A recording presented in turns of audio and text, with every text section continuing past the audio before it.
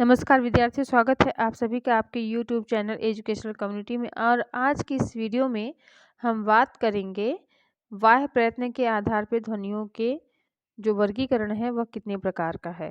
ठीक, तो सबसे पहले देख लेते हैं कि बाह्य प्रयत्न क्या है। तो ध्वनि उत्पन्न होने की अंत की जो क्रिया है अंत की क्रिया को बाह्य प्रयत्न कहते हैं। बाह्य प्रयत्न के आधार पर वर्णों के 4 भेद हैं: घोष वर्ण, अघोष वर्ण, महाप्राण वर्ण और अल्पप्राण वर्ण। तो इसका पहला प्रकार है घोष वर्ण या घोष को ही सघोष वर्ण भी कहते हैं। घोष वर्णों के उच्चारण में स्वर तंत्री के अधिक कंपन के कारण आवाज भारी हो जाती है। घोष वर्णों के उच्चारण में केवल नाद का उपयोग होता है। वर्णमाला के अंतिम 3 वर्ण और य, र, ल, व, ह, छ, त्र, ज्ञ, स्र घोष वर्ण है। ठीक, फिर है आपका जो दूसरा कि अघोष वर्ण। तो अघोष वर्णों के उच्चारण में केवल श्वास का उपयोग होता है। वर्णमाला के प्रथम 2 वर्ण और स, श और स अघोष वर्ण है। तीसरा है आपका महाप्राण व्यंजन। जिन व्यंजनों में हकार की ध्वनि जैसे ख, घ, तो जिन व्यंजनों में हकार यानी कि ख कहने पे कहीं थोड़ा सा हमें हकार यानी कि ह की ध्वनि आती है, ह का आभास होता है। तो जिन व्यंजनों में हकार की ध्वनि विशेष रूप से सुनाई देती है उनको महाप्राण व्यंजन कहते हैं।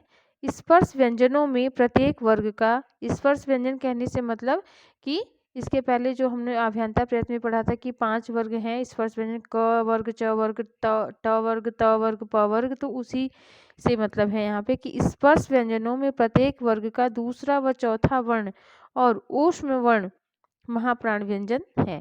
ठीक, फिर इसके आगे हम लोग देखते हैं कि अल्प प्राण व्यंजन जो है। तो अल्प प्राण व्यंजन के उच्चारण में कम ऊर्जा, श्वास और वायु खर्च होता है और स्पर्श व्यंजनों में प्रत्येक वर्ग का प्रथम, तृतीय व पंचम वर्ण और अंतस्थ व्यंजन जो है ये आपके अल्प प्राण व्यंजन हैं। ठीक, तो अब हमने इसी को पूरे, अब ऐसे तो मैंने आपको एक एक करके परिभाषा बता दी कि कौन कौन से हैं, और अब मैंने दोनों को ही समराइज करने के लिए आपको एक सारणी बनाई है जिससे आप लोग को और अच्छे से यह चीज़ समझ में आ जाए। देख लेते हैं हम लोग। तो हम लोगों ने शुरुआत कहाँ से किया था कि जो ध्वनियों का वर्गीकरण है वो जो ध्वनियों के प्रकार यानी कि प्रयत्न के आधार पर ध्वनियों के भेद। तो आभ्यंतर प्रयत्न यही हम लोग पढ़ चुके हैं और आज हमने पढ़ा है बाह्य प्रयत्न के आधार पर। तो आभ्यंतर प्रयत्न के आधार पर कितने हैं? स्पर्श व्यंजन है जो कि 5 वर्ग हैं, क वर्ग, च वर्ग, ट वर्ग, त वर्ग और प वर्ग। फिर आपका आता है अंतस्थ व्यंजन यानी कि य, र, ल, व। फिर ऊष्म व्यंजन तालव्य श, मूर्धन्य श और दंती स और ह। फिर आपका अर्ध स्वर है य और व। फिर पार्श्विक है ल, लुंठित या प्रकंपित र। अनुनासिक प्रत्येक वर्ग का अंतिम वर्ण अंग, इय, अण, न, म। ठीक है, विद्यार्थियों इस बात को आप लोग थोड़ा सा बहुत ध्यान रखिएगा कि जो आपके बहुत बार प्रश्नों में पूछा जाता है कि जो र है दे दिया जाएगा कि इनमें से आप प्रकंपित या लुंठित स्वर को बताइए कि कौन सा। वहाँ पे 4 ऑप्शन दे दिए जाएंगे आपको कि क, ख, ग और एक र रख दिया जाएगा। तो वहाँ पे आपका जो सही आंसर होगा वो र पे होगा। इसी तरह आपका पार्श्विक भी पूछ लिया जाता है कि पार्श्विक ल क्या है, पार्श्विक है या कोई और है। ठीक, तो ल, तो ये जो ल और र है ये बहुत बार पूछा जाता है। और एक जो आपका ये है कि ऊष्म व्यंजन क्या है यह भी पूछ लिया जाता है कि जैसे आपको 4 ऑप्शन दे दिए जाएंगे कि च, प, त और उसी में एक रख दिया जाएगा कि श, मूर्धन्य स रख दिया, स रख दिया या ह रख दिया। तो वहाँ पर आपका जो ये इन चारों में से अगर कोई भी एक है तो वो आपका ऊष्म व्यंजन वहाँ पे सही आंसर हो जाएगा। ठीक है, तो इस चीज़ को ध्यान रखिएगा विद्यार्थियों, क्योंकि यह प्रश्नों में बहुत बार पूछा जाता है। और टेट की परीक्षा हो, सुपर टेट हो, सी टेट हो या बीएड का एंट्रेंस हो, कोई भी हो उसमें यह तो ज़रूर ही पूछा जाता है। ठीक है, अब हम लोग आ जाते हैं आपके बाह्य प्रयत्न पर कि वाह्य प्रयत्न के आधार पर ध्वनियों के कितने भेद हैं। तो हमने पढ़ा है आज अभी अघोष वर्ण और सघोष। तो अघोष में क ख, यहाँ पे आपका तृतीय, चतुर्थ और पंचम है। ठीक है।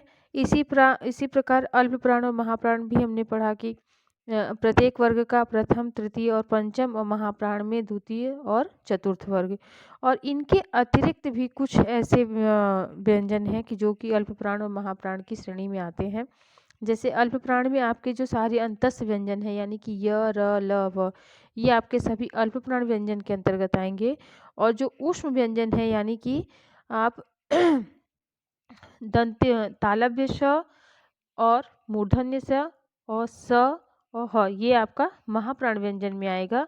और वैसे ही अघोष ध्वनियों में जो है वो अघोष में आपका ऊष्म व्यंजन जो है स, श और स, और सघोष में य, र, ल, व, ह, छ, त्र, ज्ञ और श।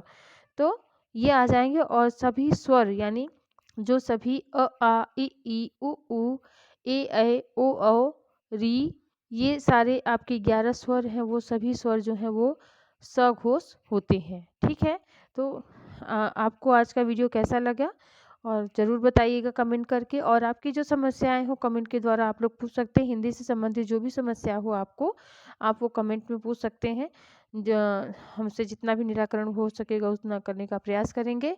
और इसके नेक्स्ट वीडियो में इससे भी इम्पोर्टेंट टॉपिक पे हम लोग चर्चा करेंगे कि जो ध्वनियों का वर्गीकरण है वो उच्चारण स्थान के आधार पर किस तरह से होता है। ठीक है। तो वीडियो कैसी लगी ज़रूर बताएं और लाइक, शेयर, सब्सक्राइब करें। धन्यवाद।